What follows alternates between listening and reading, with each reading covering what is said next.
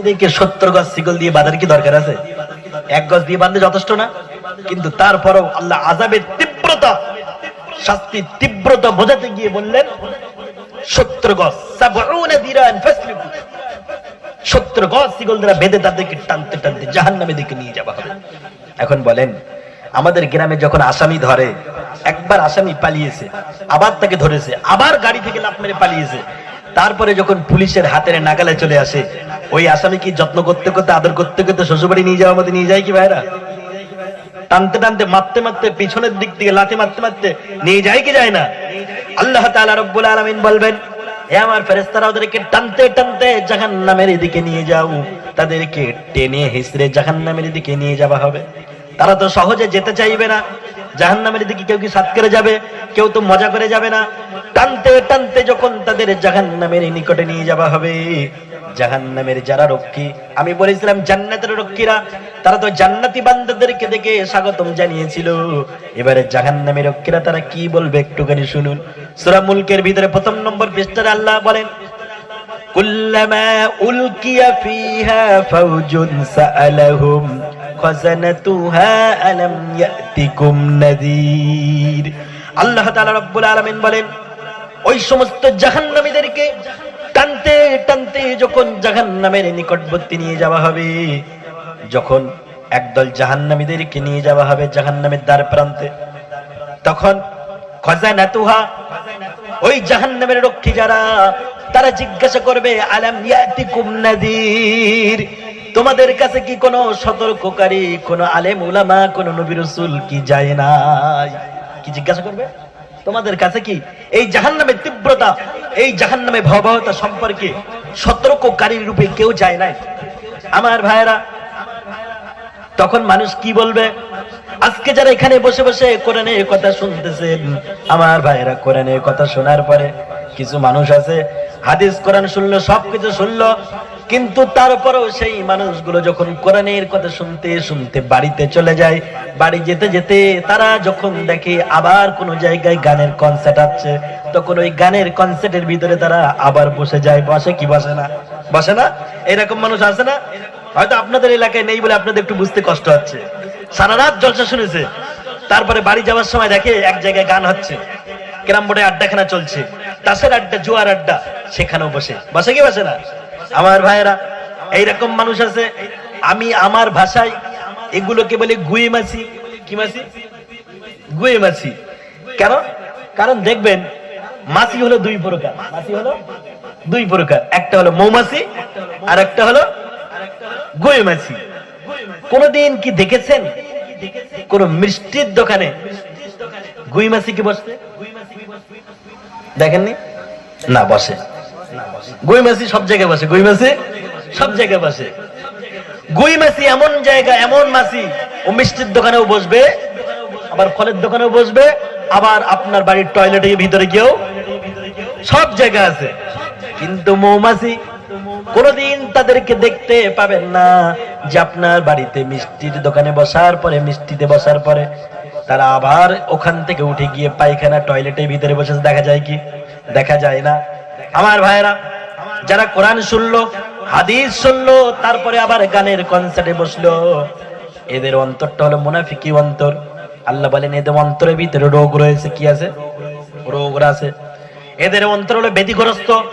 এই ব্যাধিগ্রস্ত থাকার কারণে যখন কোরআনের মজলিসে যাই, তখন কোরআনের আলোচনা শুনতে ভালো লাগে, চোখ দিয়ে পানি আসে। আবার যখন কোরআনের মজলিস থেকে উঠে গানের পাশ দিয়ে চলে যাই, তখন তাদের মনটা চায় গানের কনসার্টে একটু বসে সময় দিয়ে দে। ওখানে যাবার পরে ওটাও ভালো লাগে। বিভিন্ন নায়ক নায়িকা, গায়ক গায়িকাদের কোমর দুলানো তারা দেখলো, তারা তাহলে গুয়ে মাছির মতো ভালো জায়গায় বসলো, খারাপ জায়গায় বসলো। কিন্তু মৌমাছি হলো মুমিন বান্দাদের স্বভাব। ওরা কোনোদিন ভালো জায়গায় বসার পরে খারাপ জায়গায় বসবে, জীবন চলে যাবে, কিন্তু লক্ষ লক্ষ কোটি টাকার অফার দিলেও তারা কোনোদিন কোনো খারাপ জায়গায় বসবে না। আমার ভাইয়েরা, আজকে যারা কোরআন শুনতেছেন, হাদিস শুনতেছেন, শোনার পরে মনে করেন বাড়িতে চলে গেলেন, বাড়িতে যাবার পরে ফজরের নামাজ পড়লেন না, এরকম মানুষ আছে? তা আছে, বলেন, খুব আছে। ফজরের নামাজ পড়লেন না, এমন কি নামাজ না পড়ে ওই অবস্থা আপনার মৃত্যু হয়ে গেল, এমন কি আপনার বাকি জীবনটা গুনার সাগরে ডুবতে ডুবতে কেটে গেল। তারপরে আপনার জন্য যখন ফয়সালা হয়ে গেল জাহান্নাম, জাহান্নামের ফেরেশতারা আপনাকে জিজ্ঞাসা করবে খাজানাতুহা, রক্ষীরা জিজ্ঞাসা করবে আলাম ইয়াতিকুম নাযীর, তোমাদের কাছে কি কোনো সতর্ককারী, কোনো নবী রাসূল, কোনো ওয়াইজিন, কোনো উলামা, কোনো মুফতি, কোনো হাফেজে কোরআন কি তোমাদের কাছে যায় নাই এই জাহান্নাম থেকে সতর্ক করতে? তখন তারা তো না বলতে পারবে না। তারা তখন কি বলবে সেটাও আমার আল্লাহ কোরআনে জানিয়ে দিলেন। তখন তারা বলবে ক্বালু বালা কদ জাআনা নাযীর। তখন তারা বলবে অবশ্যই, বালা মানে অবশ্যই। তখন তারা বলবে অবশ্যই আমাদের কাছে সতর্ককারীরা গিয়েছিল, সতর্ক করেছিল, এই জাহান্নাম থেকে সতর্ক করেছিল। কিন্তু আমরা হলাম কপাল পোড়া, আমরা এমন কপাল পোড়া, আমরা তাদের কথা শুনি নাই। বরং তারা যখন আমাদেরকে এই জাহান্নাম থেকে সতর্ক করেছিল, আমরা তখন তাদের উদ্দেশ্য বলেছিলাম ইন আনতুম ইল্লা ফি দালালিন কাবীর। তখন আমরা বলেছিলাম তোমরা বড় পথভ্রষ্টের ভিতরে আছো, তোমরা গোমরাহি, কারণ মৃত্যুর পরে জীবন হতে পারে না, মানুষ মরে যাবে, এটাই তো হয়ে যাবে, অতএব মৃত্যুর পরে কোনো জবাব দেওয়া লাগবে না। আমরা তখন এইভাবে তাদেরকে গোমরাহ বলে, পথভ্রষ্ট বলে বিবেচনা করেছিলাম। ওয়াকালু লাউ কুন্না নাসমাউ আও নাকিলু মা কুন্না ফি আসহাবিস সাঈর। হায় আফসোস, যদি সেদিন তাদের কথা শুনতাম, শুধু শুনতাম না, আও নাকিলু, অনুধাবন করতাম আর মেনে নিতাম, তাহলে মা কুন্না ফি আসহাবিস সাঈর, তাহলে সাঈর নামক দোজখে আজকে আসা লাগতো। আমার ভাইরা, মানুষ সেদিন আফসোস করতে করতে জীবনটা শেষ হয়ে যাবে। বিশ্বনবী বলেন মানুষ সেদিন আফসোস করতে করতে নিজের আঙ্গুলিগুলো চিবিয়ে ফেলবে, কিন্তু চিবাতে চিবাতে আঙ্গুলগুলো ভেঙে তছনছ হয়ে যাবে, তারপরেও আফসোসের শেষ থাকবে না। আমার ভাইরা, সেই দিন যদি জীবনটা সুখময় করতে চান, তাহলে আজকের জীবনটা শুধরানোর দরকার আছে না নাই? আজকে যেভাবে আমাদের জীবনটা চলছে, এইভাবে চললে আমরা সেদিনে জীবন শুধরাতে পারবো না, ঠিক করতে পারবো না। এই জন্য আজ থেকে, এখন থেকে নিয়ত করুন যে আমাদের জীবনটা জান্নাত মুখী বানাতে চাই। কোন মুখী বলুন তো? আল্লাহুম্মা আমিন, আল্লাহুম্মা আমিন। এই দৃশ্যটা হয়তো কেউ দেখছে না, দেখছেন কে?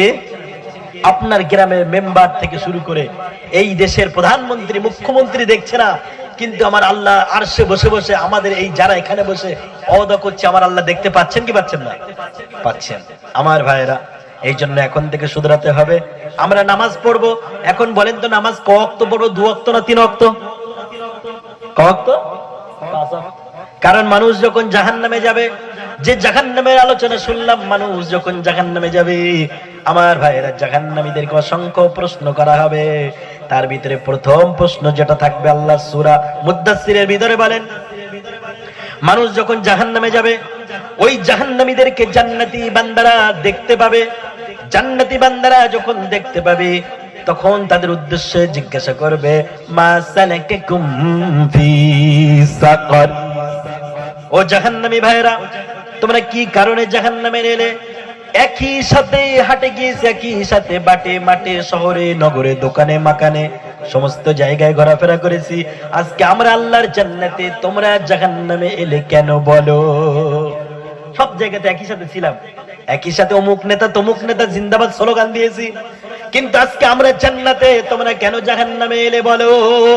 তখন ওই সমস্ত জাহান্নামীরা আফসোস করতে করতে বলবে ভাইরা, একই সাথে চায়ের দোকানে ছিলাম, একই সাথে অমুক নেতা তমুক নেতা জিন্দাবাদ দিয়েছিলাম, কিন্তু যখন আজান হয়েছিল, আজান শোনার পরে তোমরা আল্লাহর ডাকে সাড়া দিয়ে তোমরা মসজিদের ভিতরে হাজিরা দিয়েছিলে, আর আমরা আজান শোনার পরে নামাজে যাই নাই। ক্বালু লাম নাকু মিনাল মুসাল্লিন, আমরা মুসল্লি ছিলাম না, যার কারণে আজকে আমরা জাহান্নামে এসেছি।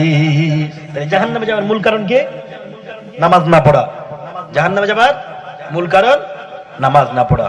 আজকে আমাদের মুসলিম অসংখ্য যুবক তারা নামাজ পড়ে না। আমি এই ব্যাখ্যা যাব, কিন্তু নামাজের কথা বললে বলে হুজুর নামাজ পড়িনি তাতে কি আছে, মন তো ঠিক আছে, বলে না?